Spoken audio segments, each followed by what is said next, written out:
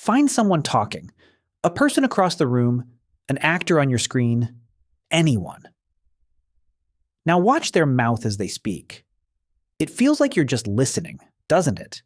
Like the words are flowing straight into your ears, pure sound, and your eyes are just along for the ride. They're not. Right now, your eyes are quietly editing what you hear, reaching in, overruling your ears, and changing the actual words that arrive in your mind. And you have no idea it's happening. You think hearing is something your ears do. It isn't. And there's a 50-year-old experiment that proves it so completely that it works on you even after you know the trick. This is the McGurk Effect, and it might be the most unsettling thing your brain does because it never ever stops doing it. It starts like a lot of great science with a mistake. In 1976, a British psychologist named Harry McGurk and his research assistant John MacDonald were studying how babies perceive speech. To run their experiment, they needed to film a person saying simple syllables, then play the video with the audio. Standard stuff. But a technician made an error in the lab. They took a video of a woman saying one sound, the syllable ga, and accidentally dubbed over it the audio of her saying a different sound, ba. So now the tape showed her lips clearly mouthing gia, while the speaker played the sound ba. Two different syllables, one on the screen, one in the air. And when McGurk and MacDonald played it back, something happened that neither of them could explain. They didn't hear ba, the sound on the tape, and they didn't hear ga, the shape on the lips.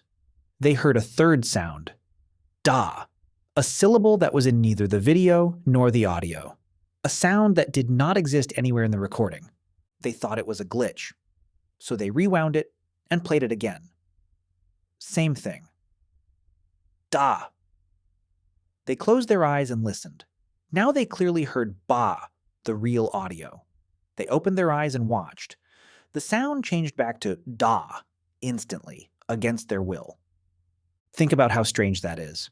The audio coming out of the speaker never changed. Not once. The only thing that changed was whether their eyes were open, and that alone was enough to rewrite the sound landing in their ears. They published it in the journal Nature under a title that says it all. Hearing Lips and Seeing Voices. So what is actually going on here? Why would your eyes have any say at all in what you hear? The answer is that you have been lied to about how hearing works your entire life. You think of your senses as separate channels, eyes for seeing, ears for hearing, each one feeding its own clean signal to your brain. But that's not how your brain treats them. To your brain, understanding speech isn't an audio problem. It's a puzzle, and it will grab every clue it can find to solve it. Here's the thing. When someone speaks, the shape of their mouth carries real information. Your lips come together to make a B sound. They can't make a B any other way. The back of your throat closes for a G, with the lips staying open. Every sound has a visible signature on the face, a little movement you can see even when you can't quite hear it. So from the moment you were born, your brain has been secretly lip reading every conversation, every face, learning to fuse what it sees with what it hears into a single, seamless experience of speech. You've been an expert lip reader your whole life and never once noticed the skill. Most of the time, the two signals agree, so you never notice. The sound says ba, the lips say ba, and you hear ba, effortless. But the McGurk effect does something cruel. It feeds your brain two signals that disagree. The ears insist on ba, the eyes insist on ga, and your brain, refusing to just pick one, does something remarkable. It averages them. It splits the difference and generates a compromise. Da, a sound that's phonetically right between the two. Your brain would rather invent a brand new sound than admit its senses are in conflict. And here is the part that should genuinely disturb you. With most optical illusions, once someone explains the trick, it loses its grip. You see the two faces in the vase, you understand it, and you can choose what to look at. The McGurk effect is not like that. You now know exactly how it works. You know the audio is bia. You know your eyes are lying to you, and it changes nothing. Show you the video again and you will still hear da every single time. Researchers who have studied this effect for over 20 years still experience it as strongly as the day they started. Knowing the truth gives you no power over it at all. That's because this isn't happening at the level of your thoughts. It's happening far below them, in the automatic machinery of perception, long before the sound ever reaches the part of you that thinks and reasons. By the time da arrives in your conscious mind, the editing is already done. You don't get a vote, you just get the final cut. Now let that thought expand for a second, because this is bigger than a party trick with syllables. If your eyes can completely override your ears for something as basic as a single sound, what else is being quietly edited before it reaches you? When you're at a loud party and you can somehow follow your friend's voice through the noise, that's partly because you're watching their lips without realizing it. When a badly dubbed movie feels deeply, indescribably wrong, that's the McGurk Effect. Your eyes and ears fighting because the mouth doesn't match the words. You've been experiencing this your whole life. You just never had a name for it. The deeper truth is this: you do not hear with your ears. You hear with your brain.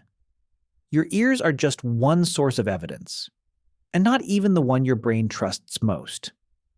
When the eyes and ears disagree, vision very often wins, and your brain rewrites the sound to match the picture without telling you.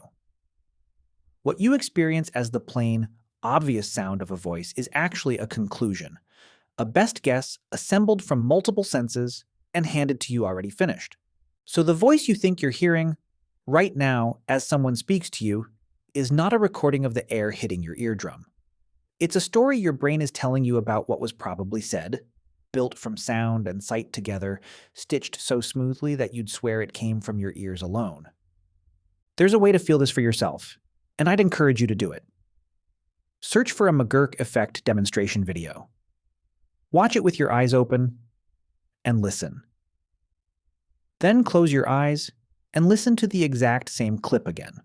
The sound will change.